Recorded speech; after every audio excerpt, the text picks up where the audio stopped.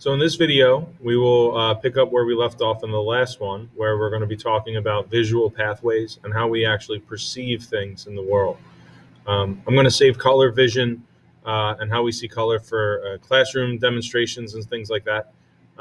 So we will cover that, just not in these videos. So let's talk about what happens after your eye makes sense or receives the information from the outside world. Remember, if you don't know the parts of the eye yet, then you need to go back and watch the last video. So your eye, as the light leaves the eye, it gets routed through your optic nerve to a number of different places. So it kind of looks like this. So here's some animation here. Wow, look at that. Isn't that neat? Wow. Wow. If only it actually did that, right? If the actual image was projected on the back of your brain like a movie theater. Sometimes I think it is. It just makes sense, but whatever. That's wrong. So let's talk about what's happening here. So the optic nerve, right, is just a series of axons from the ganglion cells that are in the attached essentially to your rods and cones on the retina. Receives the information, sends it out of the eye, directly back of the eye.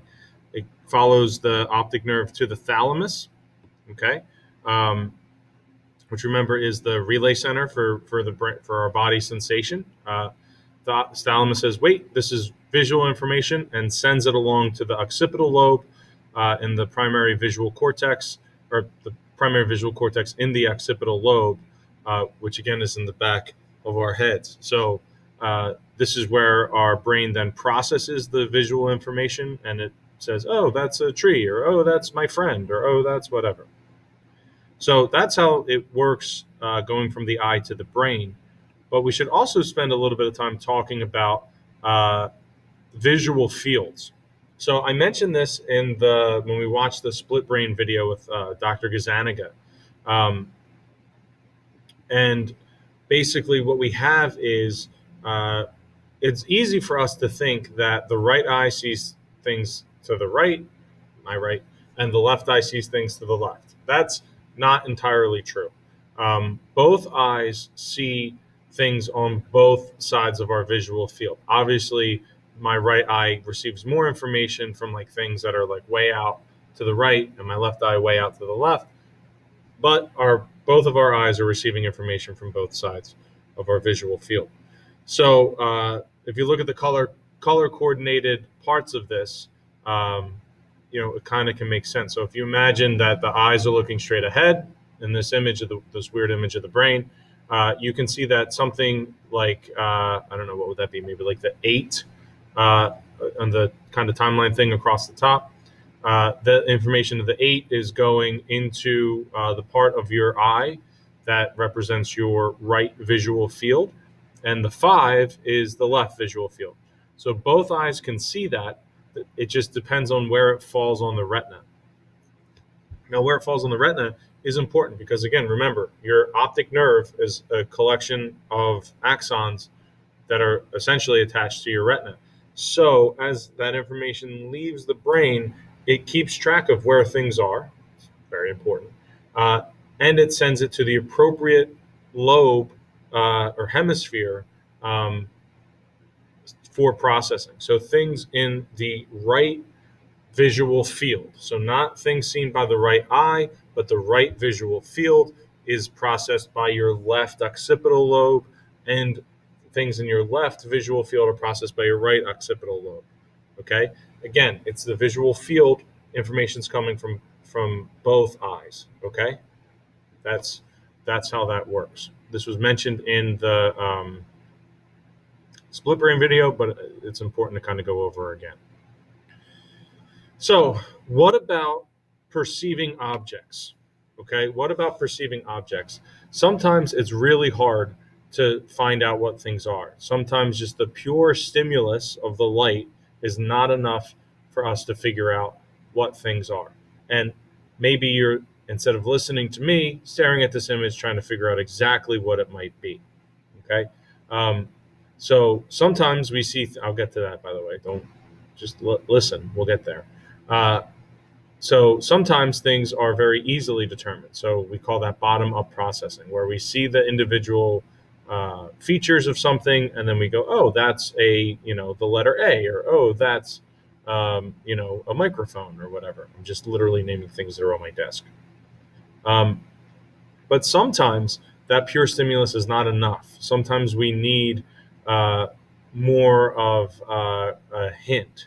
Or what's kind of cool is sometimes once we know what something is, only then can we see it. And the cool thing is once we know what something is, then we can't unsee it. So this is an image of a cow. If you look, I'm going to have to look over here for the mouse. This is its face. These are its ears, the back of its head. Right, we got two eyes, its nose. It's a cow sticking its head through a fence. The fence is this area over here. So if you can see that, now you definitely know what that is. And if I leave and come back to it, you see the cow right away. It jumps out at you. How did I not see the cow before?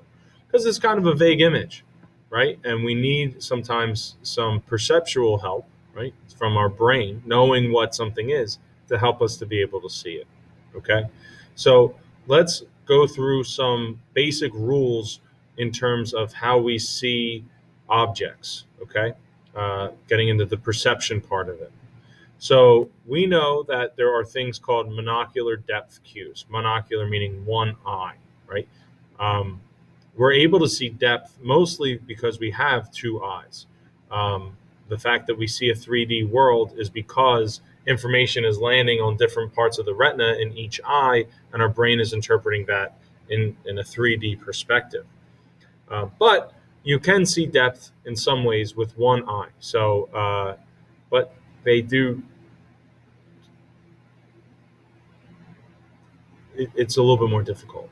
It's a little more difficult. I don't know why I paused so much there. So first up, there's a monocular depth cue that's called linear perspective. Okay, so if you're an artist, if you do drawings or you do painting or anything like that, you know what linear perspective is. It's a way to show depth in a flat image, which actually wasn't something discovered until the 1500s.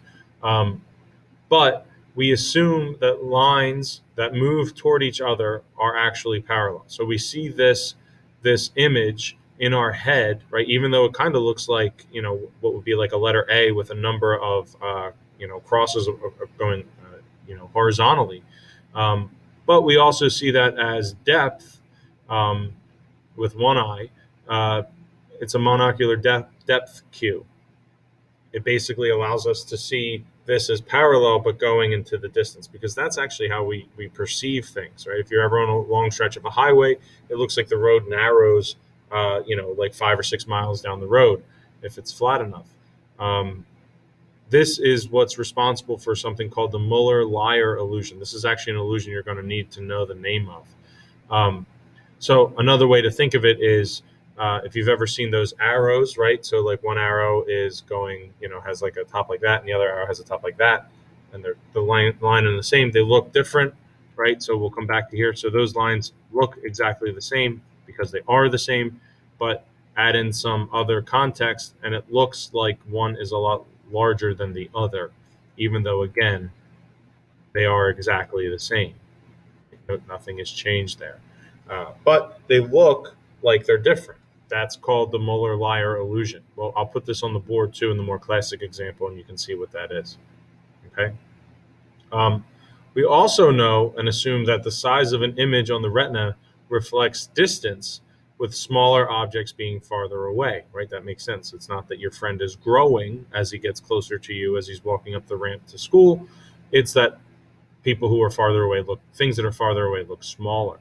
The flip side of this is that we may perceive distance objects. I just said that distance objects as being smaller, and nearby objects being larger than they are. It can actually mess with our perception a little bit. So a lot of times we use prior experience about the real size of objects to estimate their distance. If we know the two objects should be the same size, but one is smaller as it's perceived on the retina, then it's perceived as smaller. So another example of this is the classic uh, optical illusion. That's the word, optical illusion, of two gorillas in like a cave running, or monsters in a cave running. Um, Again, I'll have images of this, so don't worry. One looks a lot bigger than the other, but they're actually the same size. Um, that's because of monocular depth cues, right? So same thing's happening here. So look at the Ponzo illusion, right? The yellow lines are exactly the same size, but they start out looking a lot different. Same thing with relative size happens with the moon. So if you've ever wondered why the moon looks so big when it's like on the horizon, but then it doesn't look so big when it's up in the middle of the sky, that's because of relative size. When we're looking at the moon, say on top of trees or above our house, right, the moon looks a lot bigger because it is a lot bigger than your house, right? The relative size of the moon is played off of the things that are around it. When it's up in the middle of the sky, at the top of the sky at night, there's nothing else around it to give us a sense of its size. But when it's like behind our house or behind the trees, it looks a lot bigger. That's 100% because of relative size and how we tend to see depth, right? It's a lot bigger, therefore, it, it's next to things that are smaller, so therefore it seems a lot bigger. The same thing happens with the Ames room, which I'll show you a video on. It is a totally deformed room, and basically you can watch people grow and shrink before your eyes, just like they're in some sort of Willy Wonka weird experiment. So we'll watch a video on that. So don't fret if you're like, I have no idea what this image is. Trust me, you'll recognize it. So let's spend a few minutes talking about Gestalt. So if you remember from the beginning of the year, we talked about, when we were talking about the approaches to psychology, we talked a little bit about Gestalt psychology. Gestalt psychology is that there is the whole is greater than the sum of its parts. And Gestalt psychology really shows up in terms of visual perception. Okay. So there are a number of different types of Gestalt principles, I guess, that allow us to see things in a certain way. And they really started out with really 6 rules of thumb that help us understand our visual world. And the first, in the top left corner there, is what's called figure ground.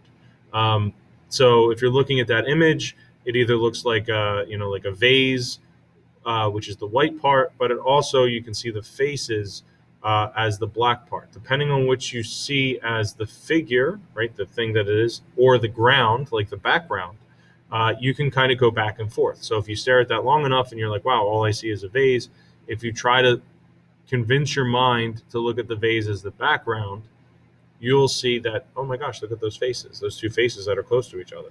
And then if you can flip it. But the interesting thing with figure ground is you can't see both at the same time. You can either see the image, like the figure, or the background. You can't see both. Okay? And this really helps us. You can think from an evolutionary psychology perspective. This helps us determine, like, is there something there, or is it just the background?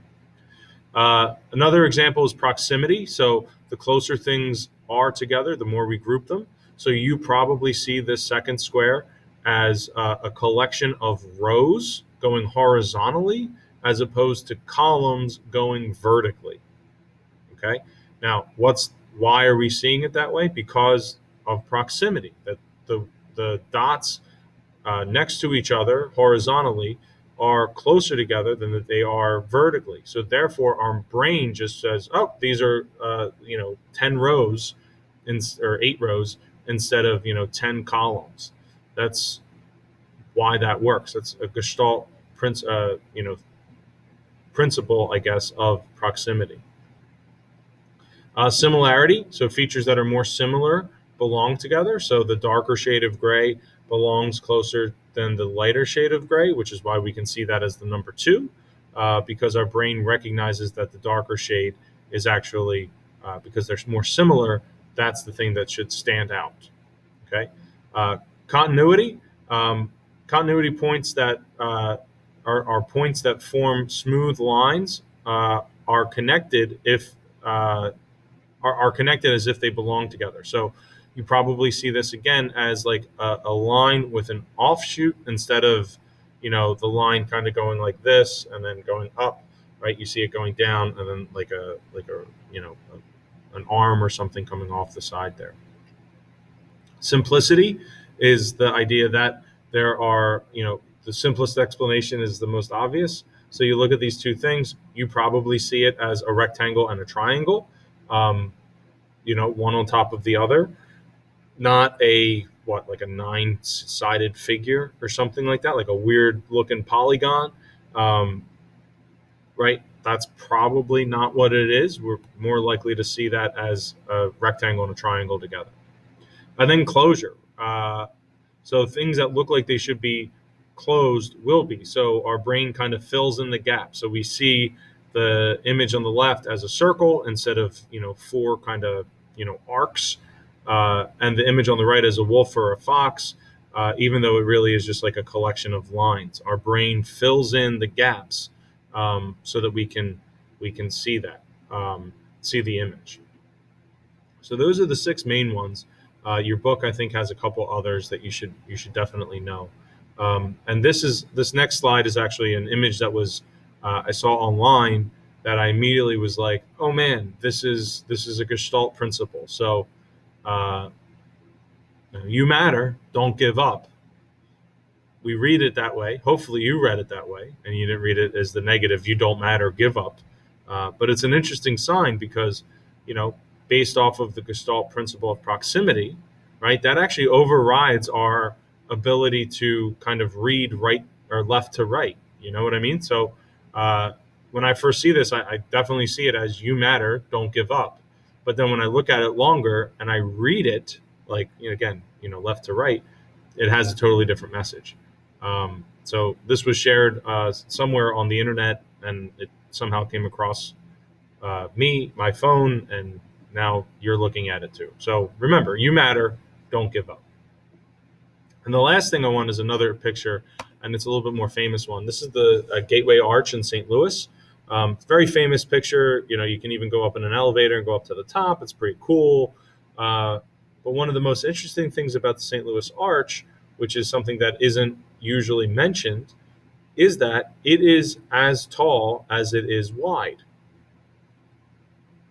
I'll say that again. It's as tall as it is wide.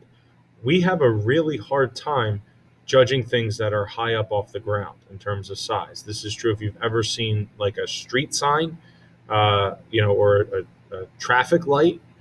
Traffic lights are like 6 feet tall. We don't think of them that way.